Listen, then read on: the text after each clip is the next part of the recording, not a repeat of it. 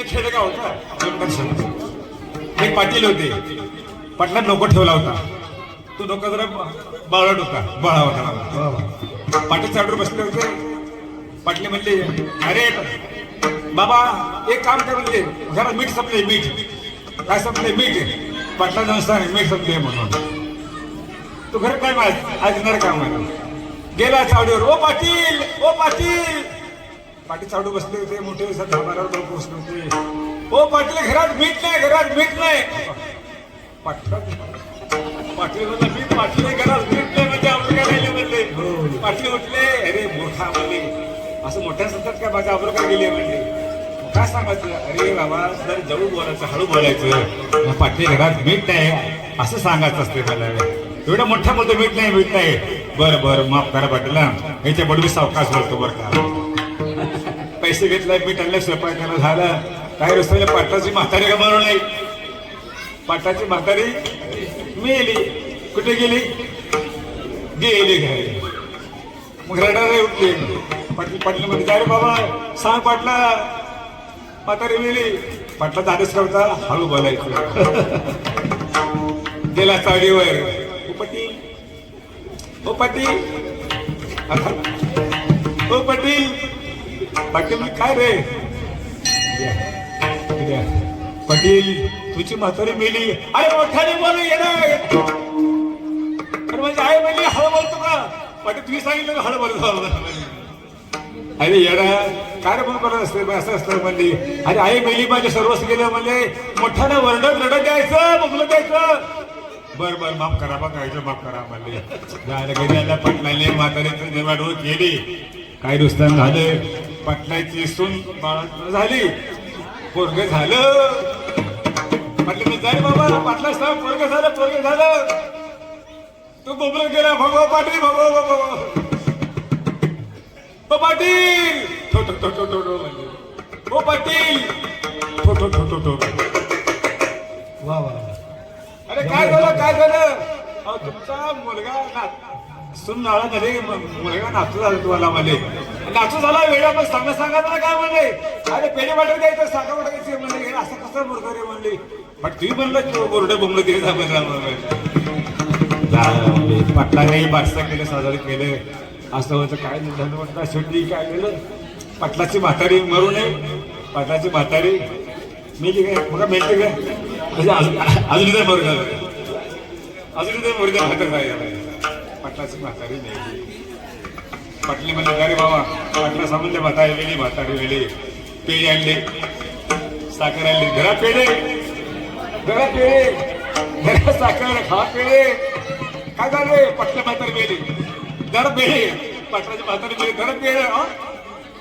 पाटील पाटील घरा या पाटील पेढे खावा. पाटील कसं पेढे रे? तुझी म्हातारी मेली. अरे म्हातारी मेली असं सांगतात म्हणते. पाटील तुम्ही म्हणला की हा तुम्ही सांगितलं पेढे वाटले, पेढे साखर वाटले, मला आलो म्हणले. मूर्ख आहे म्हणजे चल जा म्हणतात कामाला, मग काढून टाकलं त्याला. कसं देहाची विकार काढून टाकली पाहिजे.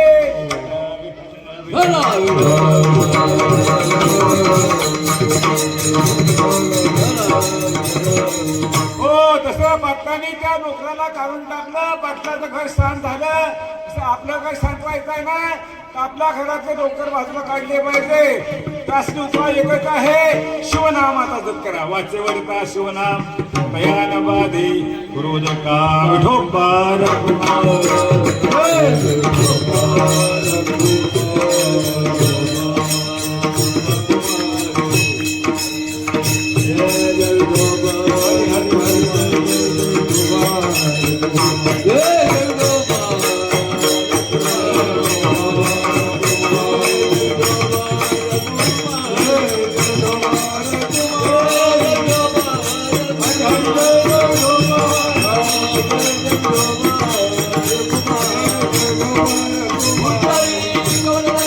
Hare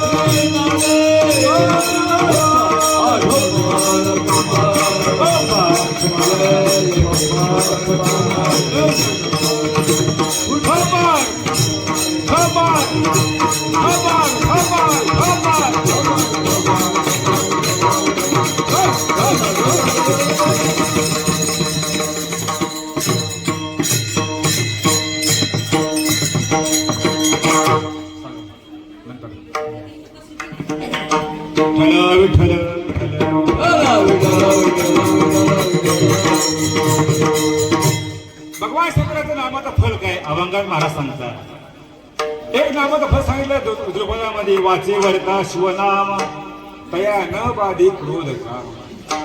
क्रोध काम हा म्हणजे बलवत्तर आहे. त्यांना भाग घालायचा तर अखंड चिंताने चिंतन करा. वाचेवर का शिव शिव शिव शिव नामाचा जप करा. आणखी हा म्हटलं लाभ होणार आहे. कोणता लाभ होणार आहे? धर्म अर्थ काम मोक्ष.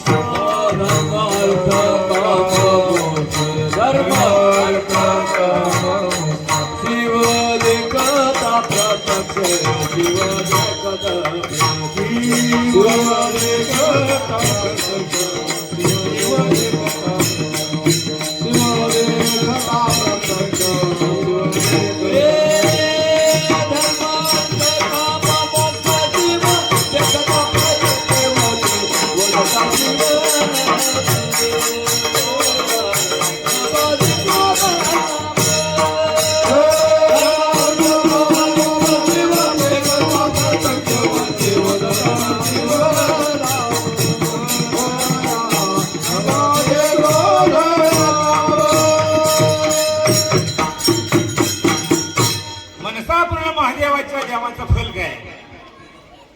भगवान शंकर नामाचा फल काय?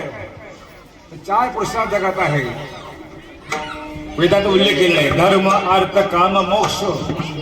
नागरा सांगतात भगवान शंकरला पहा, वंदन करा, नमन करा, अखंड ध्यान करा. ओम नमः शिवाय, ओम नमः शिवाय, ओम नमः शिवाय. केल्यामुळे काय होईल? देवाला पाहिल्यामुळे काय होईल? दुर्लभ असे चार पुरुषार्थ आहे. आपल्या संप्रदायामध्ये वैदिकमध्ये चार पुरुषार्थ, चार सिद्धी सांगितलेल्या आहे. नवविधा भक्ती सांगितलेली आहे. अद्वैत शक्ती सांगितली आहे. भक्तीचा फार मोठा परिश्रम म्हणजे ब्रह्मरस सांगितलेला आहे. हे फार मोठी साधन संपत्ती आहे आपल्या संप्रदायामध्ये. आपल्या भक्तीचा कळस असणारे तुकोबरे केशव सांगतात. असं प्रसंग त्या अभंगाच्या नाथरे सांगतात. धर्म अर्थ काम मोक्ष इति चतुर्पुरुषार्थ. मोक्ष परम पुरुषार्थ. मोक्ष एव परम पुरुषार्थ. मोक्ष फार दुर्मिळ आहे, लक्षात ठेवा. तो मोक्ष आपल्याला दुर्मिळ आहे. मोक्षामध्ये मुंच जातोय. मुंच म्हणजे मुक्ती होणं, आणि मुक्ती म्हणजे जन्म मरणाचं नष्ट होणं, अर्थात ब्रह्मस्वरूप होणं, देवस्वरूप होणं, असा एका भाषा पुरुषार्थ आहे. पण तो मोक्ष आपल्याला सामान्य जीवाला फार मोठा अवघड आहे. संतांना फार सुलभ आहे. मोक्षाची ते आम्हाला नाही अवघड. तो असं वगैरे आठवणीची म्हणली. पण चार पुरुषार्थामध्ये एवढी ताकद आहे बघा. अर्थ आणि काम ही व्यावहारिक पुरुषार्थ आहे. धर्म आणि मोक्ष परम पुरुषार्थ आहे. विठ्ठल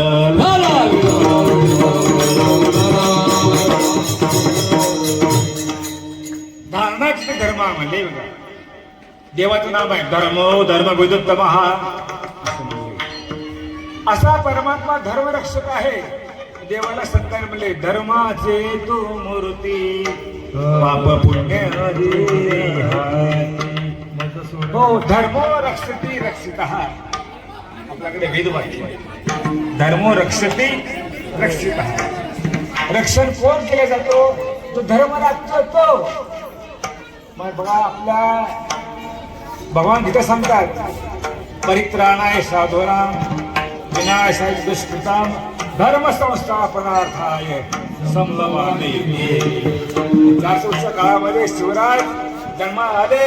आपला धर्म टिकला. सारे संतांचा आशीर्वाद झाला आणि आपला धर्म टिकला. शिवरायांचा आपला धर्म नसताना आपला धर्म टिकला नसता. मुघलाई फार मोठे होते. याला कारण काय? भगवान शंकराचा होता असेल भगवान शिवाजी महाराज आहे.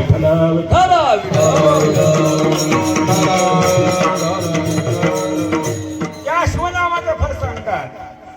धर्म अर्थ काम मोक्ष शिवदेखता प्रत्यक्ष वाचे वरता शिवनाम तयानवादी क्रोध काम.